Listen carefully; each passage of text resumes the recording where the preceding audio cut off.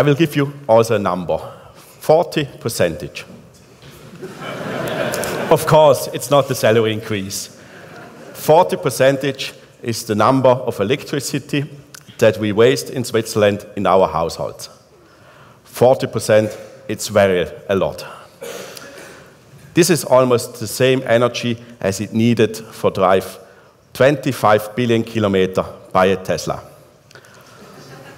Or it's the same as 1,000 times around of the world for all of you at this conference every year.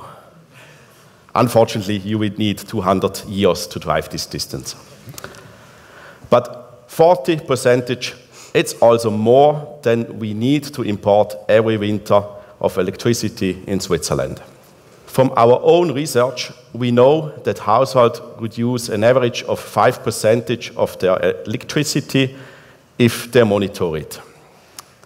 And based on both, we believe that open data could be a possible solution to reduce the energy waste problem.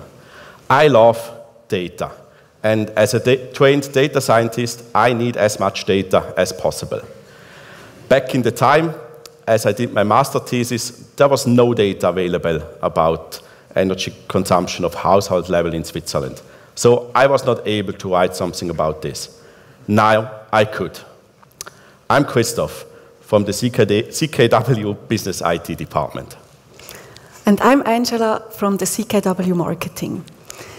When I heard about this project, I was very excited because as an economic researcher, I'm passionate about generating insights from data and also sharing these insights with the community.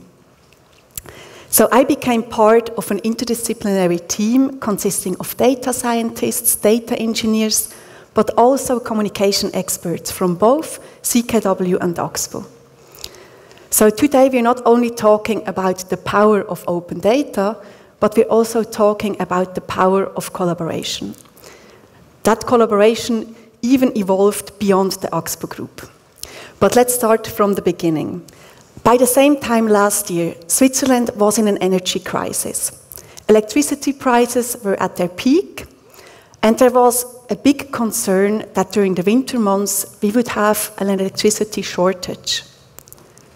And this concern was, or actually still is, justified. According to the National Risk Analysis, an electricity shortage is the #1 risk for the Swiss population. It's even evaluated to be worse than a flu pandemic. So I think we get a sense of how tremendous the consequences of an electricity shortage could be. Therefore, by the end of August last year, the Swiss Federal Office of Energy launched a campaign. It says, energy is scarce, let's not waste it. And the goal is to motivate private households to save energy. As Christoph said, there is a big potential in private households to reduce their consumption. But how can we save energy if we don't know how much energy we actually use, and if we cannot track these savings? Because at that time, data about the electricity consumption of these private households were barely available. And so the media headlined that Switzerland is flying blind into the winter. No data is available. But what can we do to solve this problem? The good news is the solution is already there, which we can measure electricity on a household level. It's a smart meter, which measures every 15 minutes the consumption of a household and send it back to the utility company. Unfortunately, the technology is not ready. In most households, there is still the reality like this. More than half of all meters in our household are non-smart meter, and we get only one or a few records a year from this kind of meter. And this is not enough to monitor the electricity consumption. But back to the good news.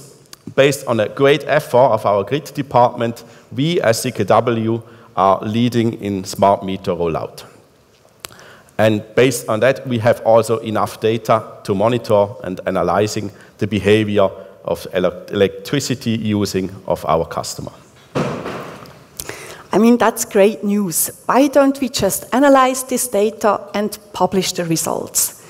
Our challenge is that with the smart meters, the amount and also the complexity of this electricity data increases enormously. We had 1 data point per meter per year before, and now we have more than 35,000 data points per smart meter per year. Across all our customers, this amounts up to 4 billion data points, which we collect per year. If you would print this data, you would fill more than 500 of such paper rolls. So we had the challenge, who had the capacity in the short term and also the skills to analyze this data. For me, that was my chance to learn Python. But still, how can we make sure that when we publish these results, that the public also trusts us?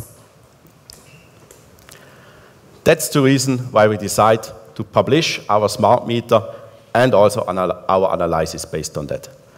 In October 2020, we was able to do that. But before, we had to check them against with legal, because in the end, they are the data of our customer.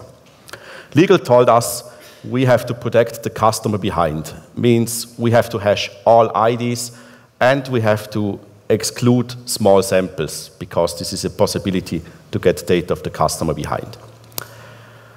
We did that, and also we decided to publish 2 different data sets.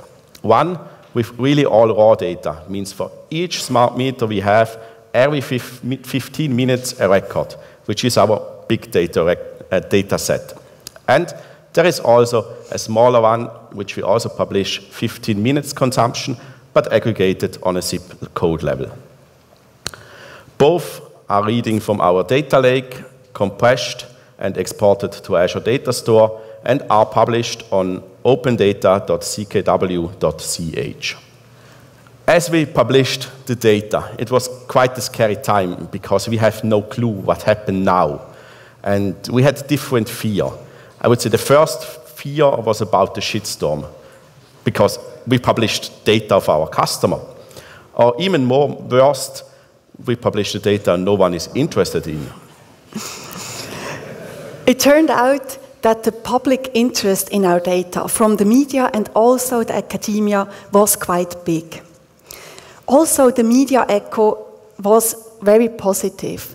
The NZZ, for example, headlined that CKW is the first Swiss electricity provider to publish its smart meter data.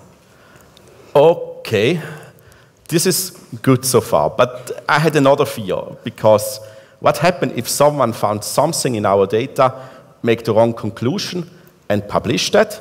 Because we have no control anymore about the data. Yes, that was our strongest fear, I agree. I was very surprised that the journalists and also the universities, they were not only interested in using the data, but they also wanted to better understand the data, and they wanted to collaborate with us. I remember one example when we detected an error in our database, and that was thanks to a question from an SRF data journalist. During this discussion, we also detected an error in his analysis, and so we could really help each other, and still today we are benefiting from these diverse partnerships. That's great, Angela, but I had a third fear. Because now we publish the data, but what happens if we don't see a save of energy in the data? That was completely beyond our control. And when we published it and also analyzed this data, we were very relieved to find that the private household in our data sets were able to save energy of 9% during the last winter compared to the previous winter. So that was a very positive message for our customers and should also motivate them to keep on saving. We had many uncertainties when publishing our data, but this is what we learned. Open data also means exploiting your data instead of wasting its potential. Openness is scary, we experienced that quite well, But by publishing our data, we did not only find interesting partners, but we somehow found new colleagues, people with different backgrounds who bring in their knowledge. And finally, open data also means trustworthiness for our own results and also trustworthiness for our company. So we could even realize an image benefit for Axpo and CKW. So, there are a lot of data in the Axpo universe. Don't be afraid to publish your data.